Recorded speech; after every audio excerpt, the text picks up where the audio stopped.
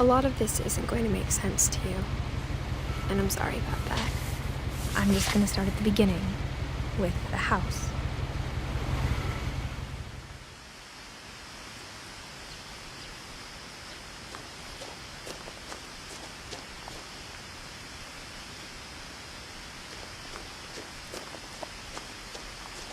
Someone had put up a chain link fence, but it looked like I wasn't the first person to hop it.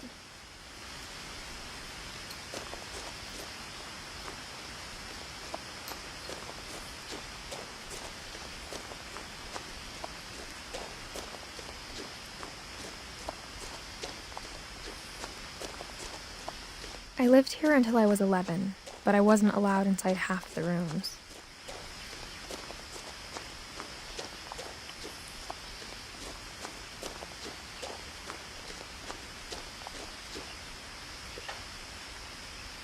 Inside the mailbox were bills from 7 years ago, marked urgent, open immediately.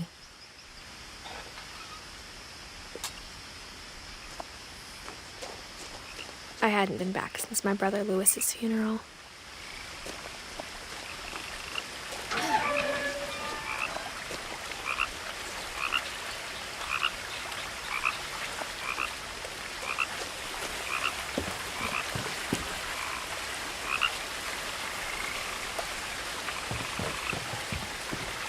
In her will, my mother left me a key, but didn't tell me what it unlocked. Maybe she thought I'd know, or she thought that the mystery would be enough to bring me back.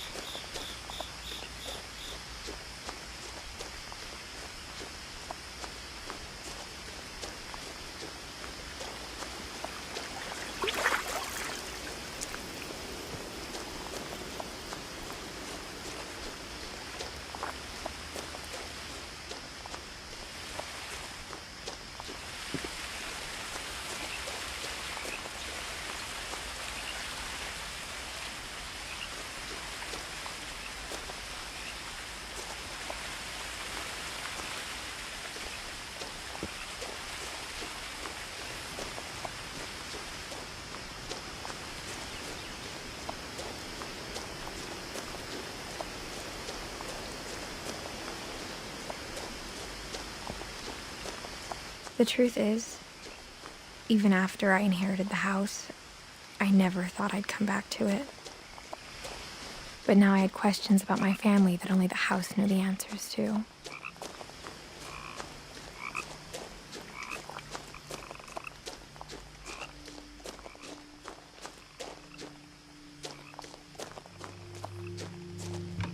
The woods around the house have always been uncomfortably silent, as if they're about to say something but never do.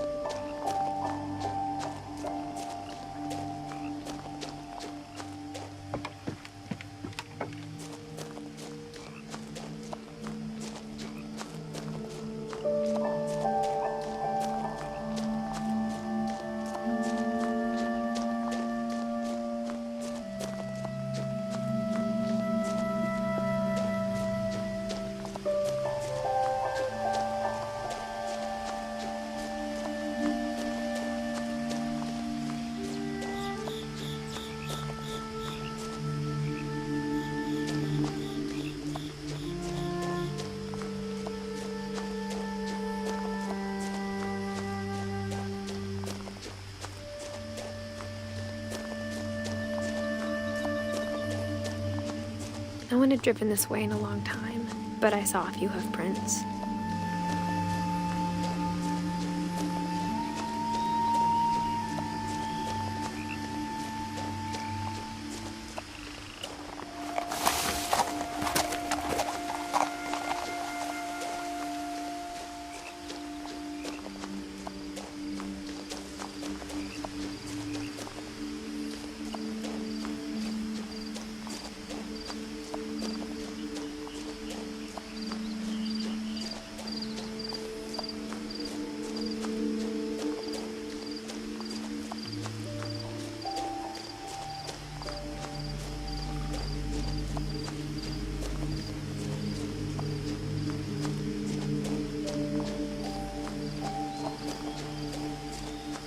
The house was exactly like I remembered it, the way I'd been dreaming about it.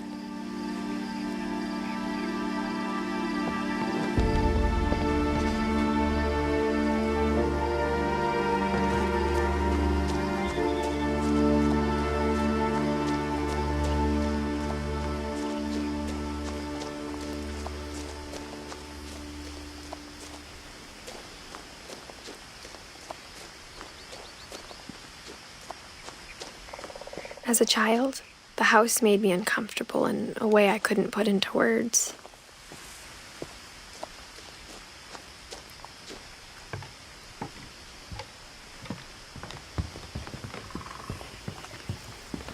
I asked Edie once about the dragon in the pond. She said it had killed her husband. I was 6. It seemed like an odd joke to me even then.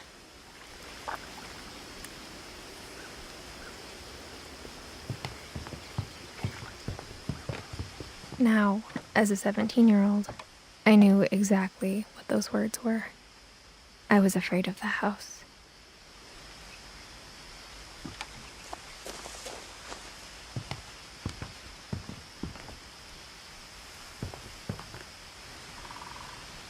I hoped the key might unlock the front door. It didn't.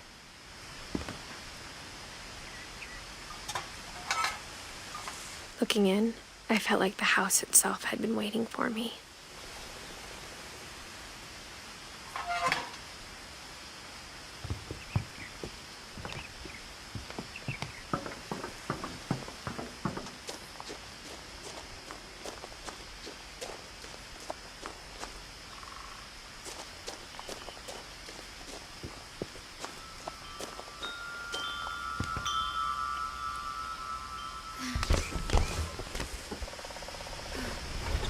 Crawling through the doggy door used to be a lot easier when I was 11.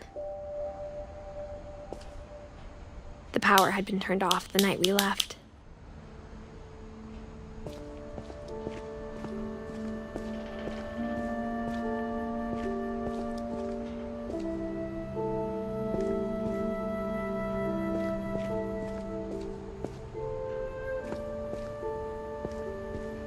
For the first time in years,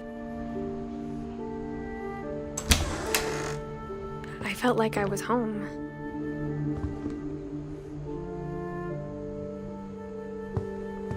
But instead of a family, there were just memories of one.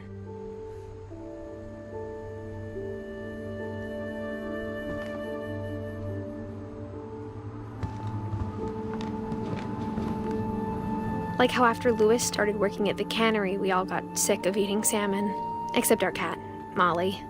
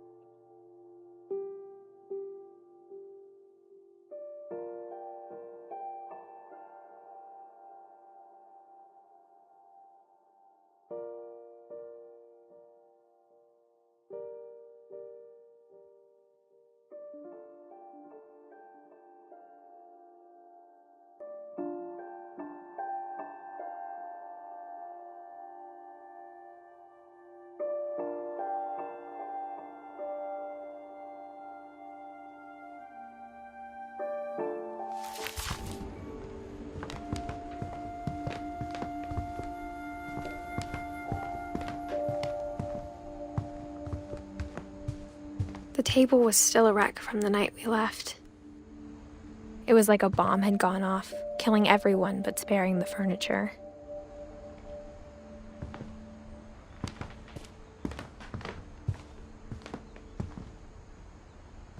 My mom was the only one of us who could imagine Great-Grandma Edie living in a nursing home.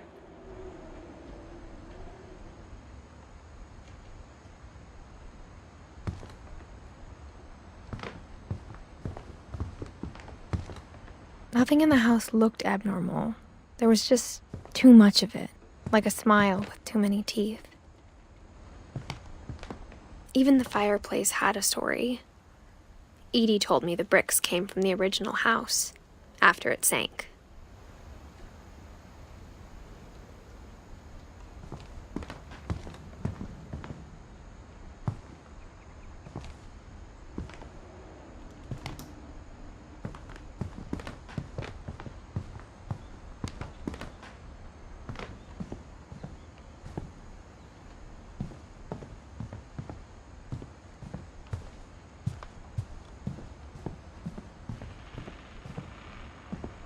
A lot of things got left behind in the whirlwind of that last night.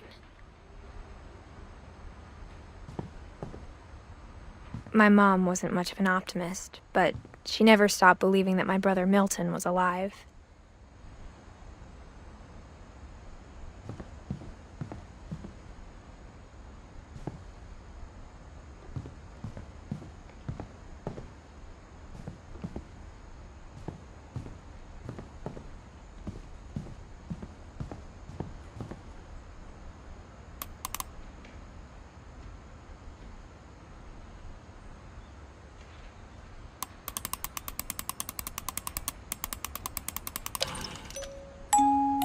Great-Grandpa Sven built a music box for Barbara, along with the rest of the house.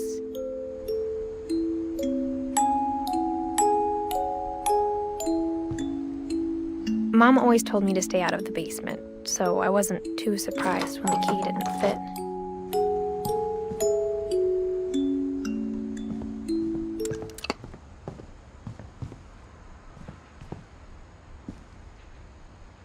After Milton disappeared, Mom sealed up all the bedrooms. Then Edie retaliated and drilled peepholes.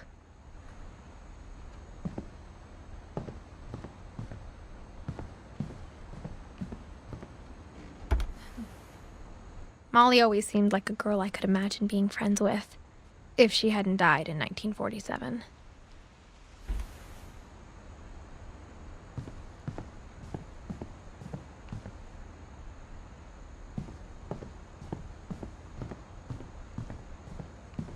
Whenever people ask me about my family, the first thing they always want to know about is Barbara.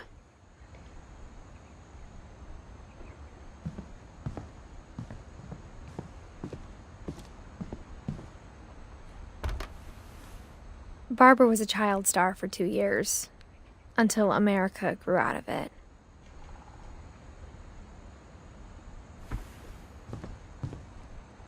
Edie's father, Odin, built the original house.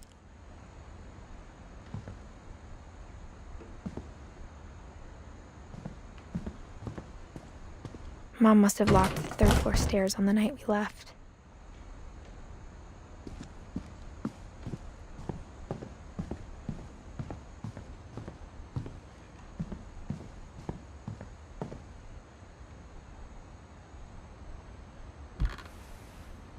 The last time I was in Edith Sr.'s room, I was 10 and she was painting my portrait.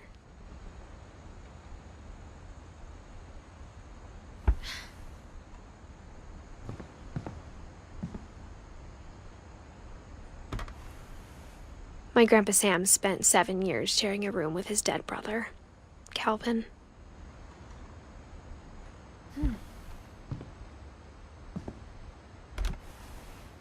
As a kid, I just assumed every house had peepholes and sealed rooms you weren't allowed inside of.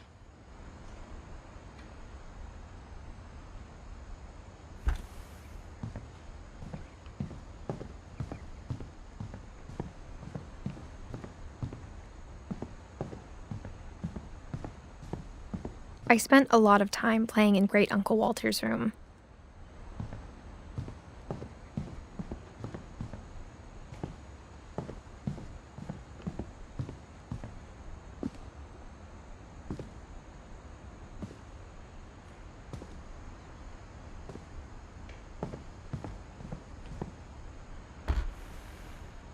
Edie told me once that every Finch who ever lived is buried somewhere in the library.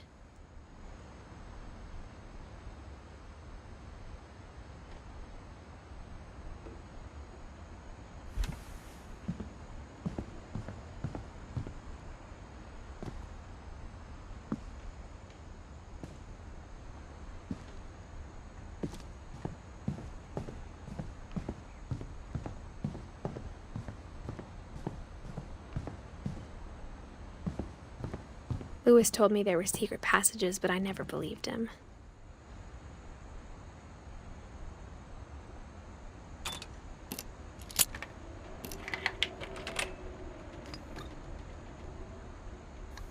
Turns out, my mom was really good at keeping secrets. Now it was time to find out what my mom had been afraid of.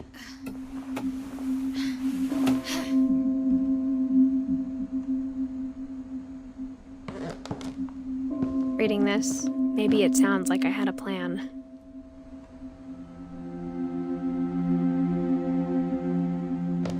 But I had no idea what was behind that door.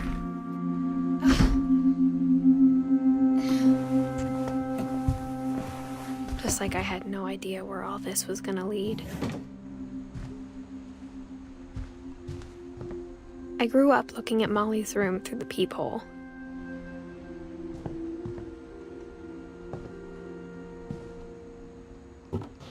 Molly's gerbil had a tiny bedroom with its own even tinier gerbil cage.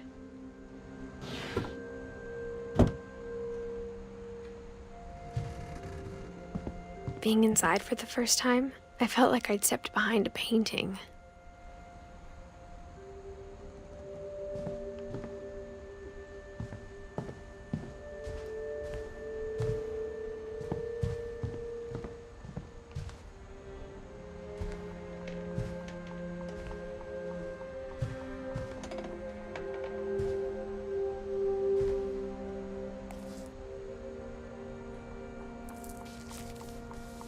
December 13th, 1947.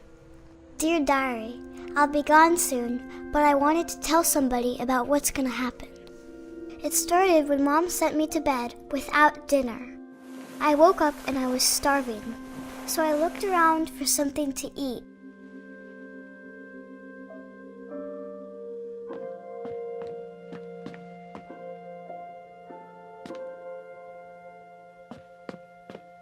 The gerbil food was dry, but I didn't mind it.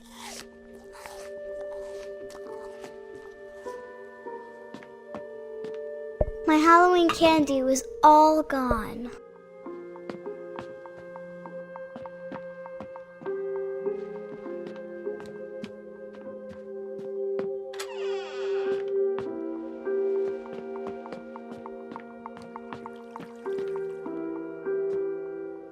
I thought about eating Christopher, but I held back.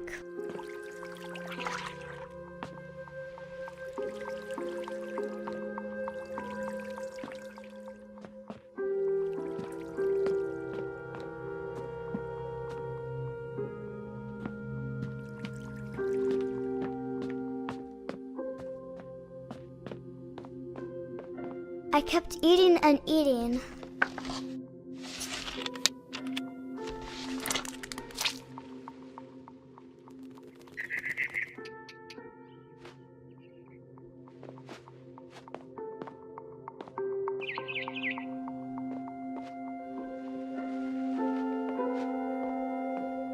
I ate a lot of things that night.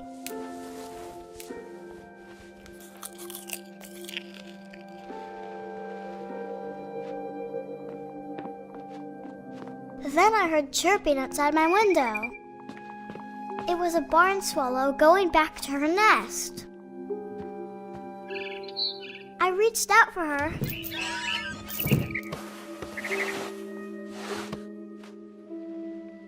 And suddenly, I was a cat.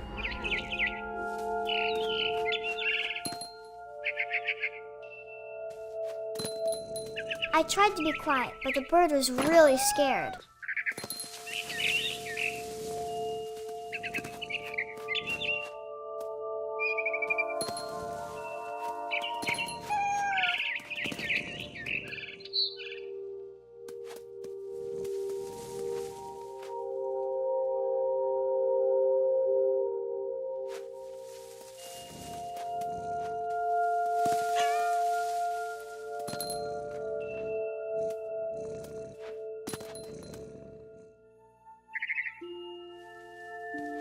Mom and Dad didn't even look at me.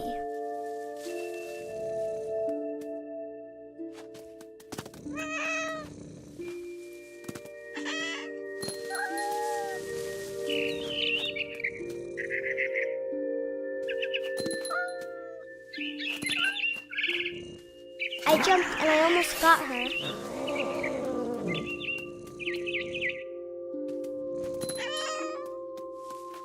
I could tell she was getting really tired. Now I was up in the big tree. I promised Dad I wouldn't climb it anymore. All I cared about was eating that mama bird. I gobbled her up. And suddenly, I was an owl. First, all I heard was the wind.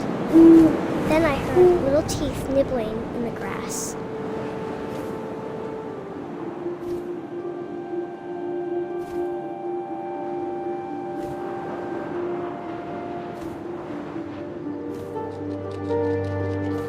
Rabbits.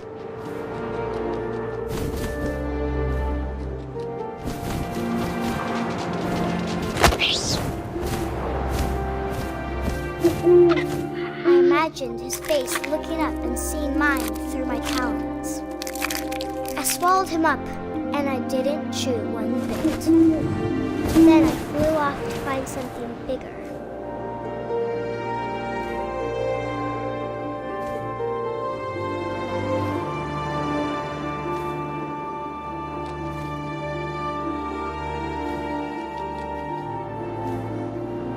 A mama rabbit.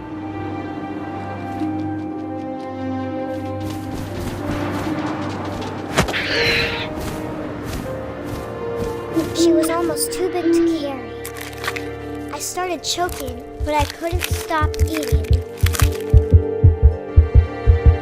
And suddenly, I was a shark.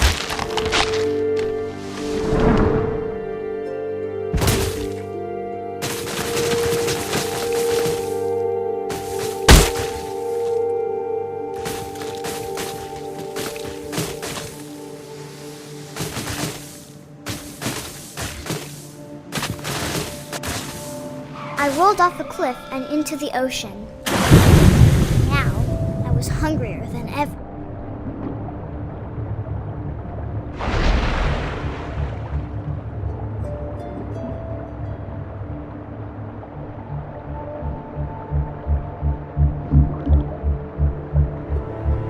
I wanted fat, juicy seals.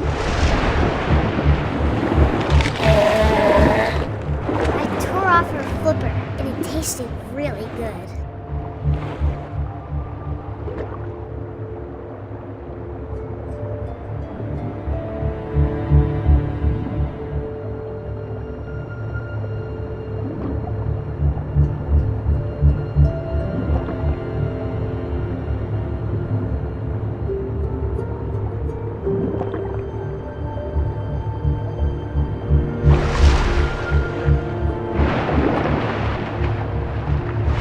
Grabbed on tight. And when I was so hungry, I jumped out of the water.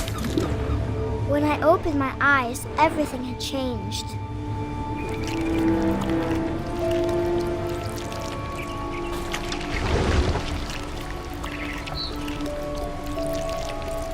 Now I was a monster, and I smelled people everywhere.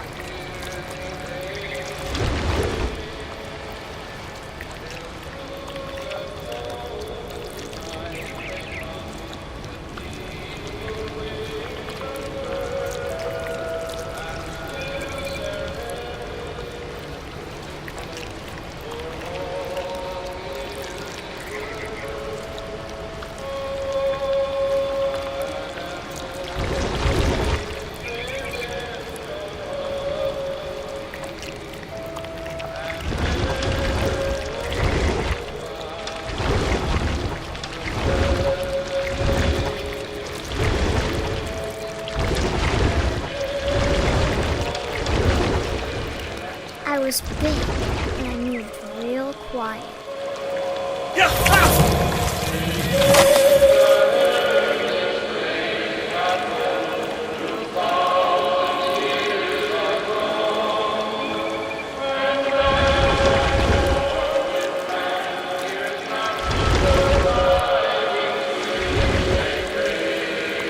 I wanted to stop, but also I didn't.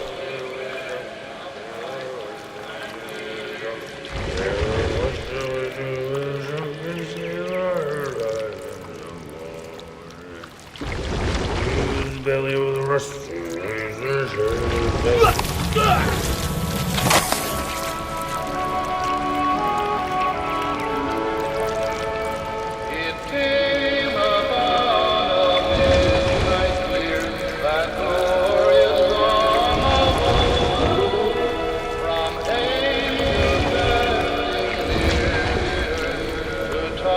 After the last passenger, I was still hungry. And across the water, I smelled something new. Something I had to have, so I swam towards it.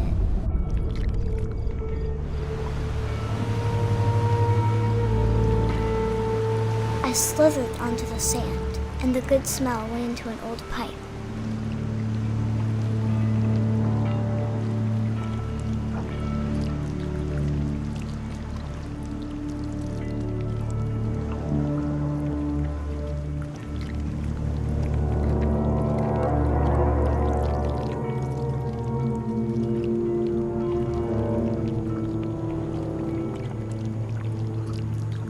I got closer and closer.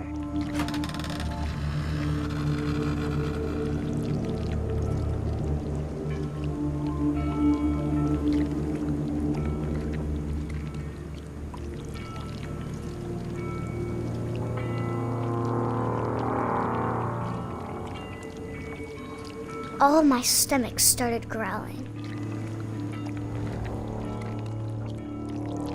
And suddenly, I was me again. I held my breath for a long time, but I couldn't hear anything. I think it's waiting for me to fall asleep. But it's not going to wait much longer. It needs to feed, and we both know I will be delicious.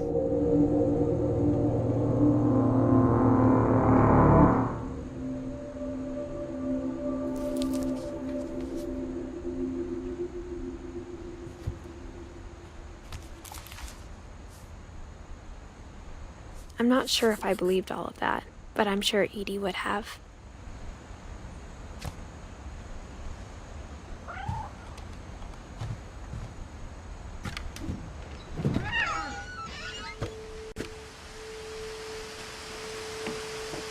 This will be obvious later, but my mom never told me any of these stories. Edie would have, but Mom didn't like bringing up the past. Though, when we adopted a stray kitten, she was the one who named it Molly.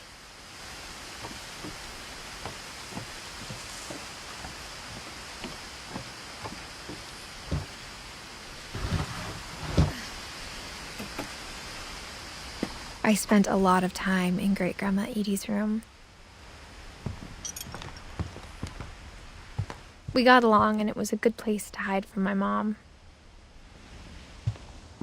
When Edie told people Sven was killed by a dragon, she could also have said he was building a dragon-shaped slide that collapsed. She could have, but she didn't.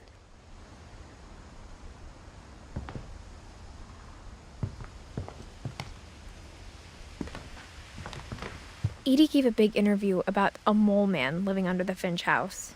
My mom was furious.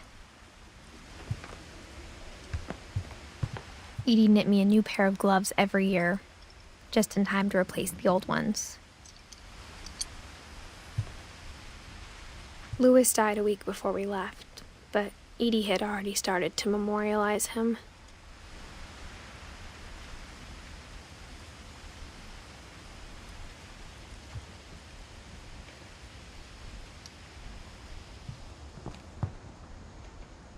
Her room was like a museum.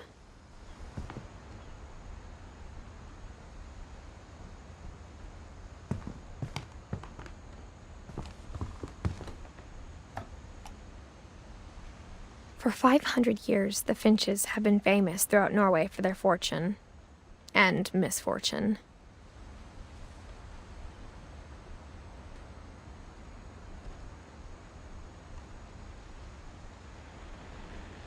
Odin Finch buries the latest victims of the family curse, his wife Ingeborg and their newborn son, Johan.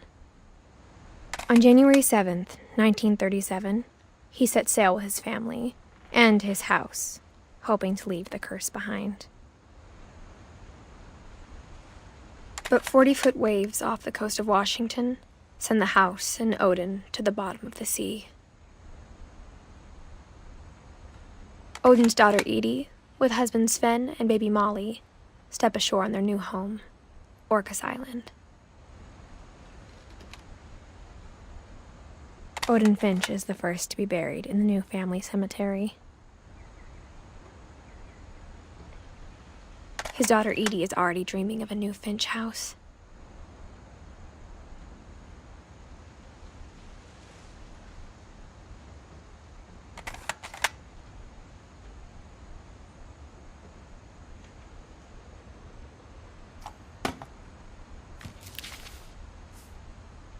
Whatever's wrong with this family, it goes back a long ways.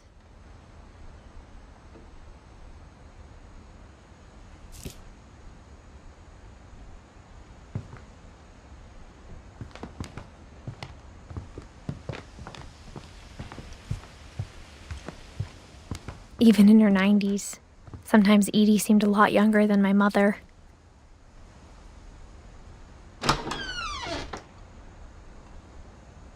The only trace Grandpa Sam's first wife, Kay, left on the house was the pink bathroom. It was a pretty big trace.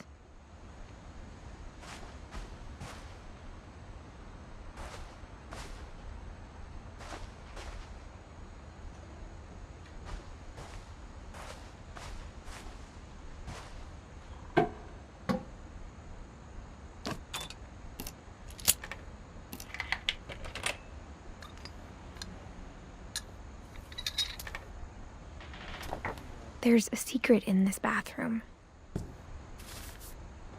It's in the last place you would look. It isn't in the cupboard. It's hidden in this book.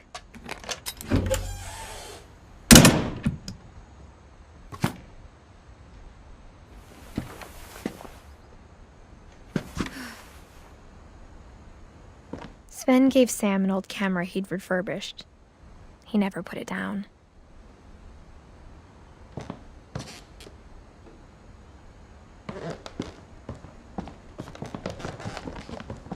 From the paintings on the wall, it was clear my brother Milton had been here before me.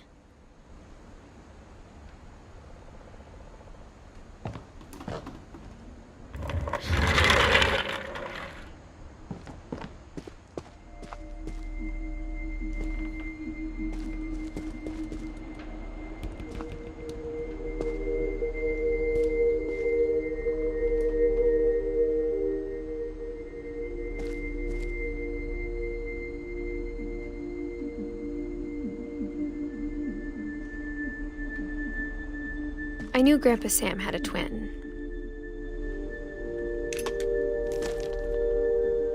And that he never talked about him.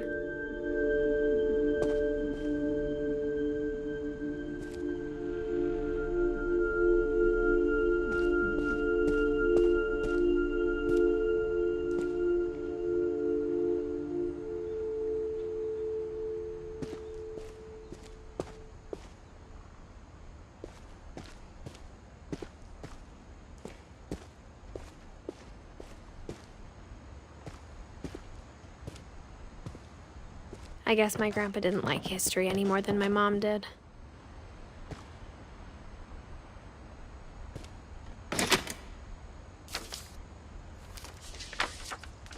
How I Want to Remember My Brother by Sam Finch. The thing I remember is that when he made up his mind, that was it.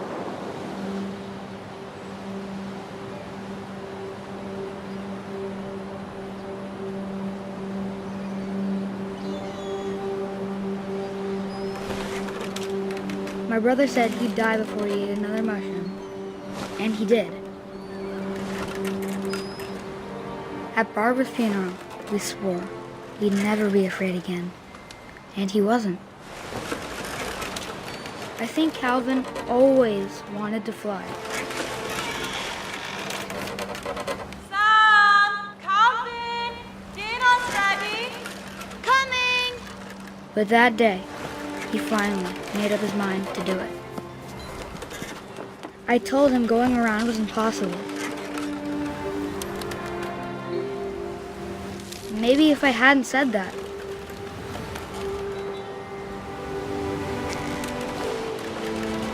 Calvin! I'm not gonna tell you again! maybe if the wind hadn't picked up, then maybe he'd still be here. But I doubt it. I think he'd already made up his mind. That's what I want to remember about my brother.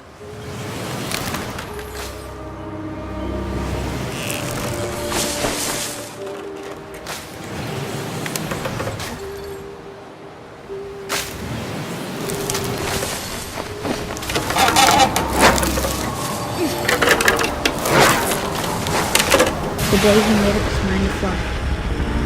And he did.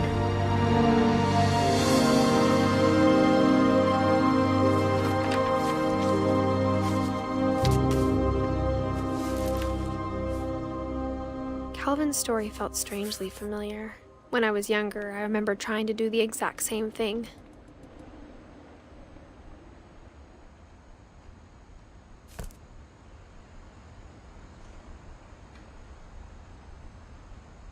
After the funeral, Edie roped off Calvin's half of the room.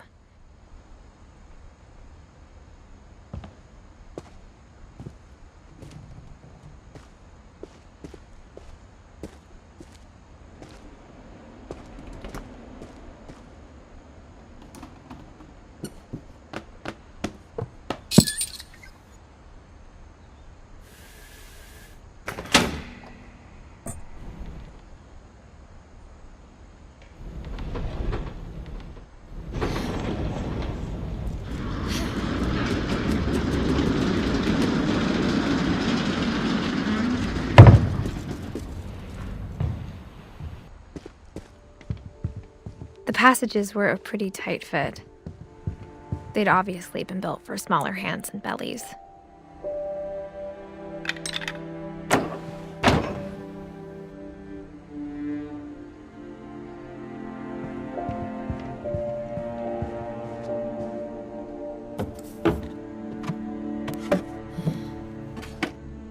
Growing up, I always thought of Barbara as a child star.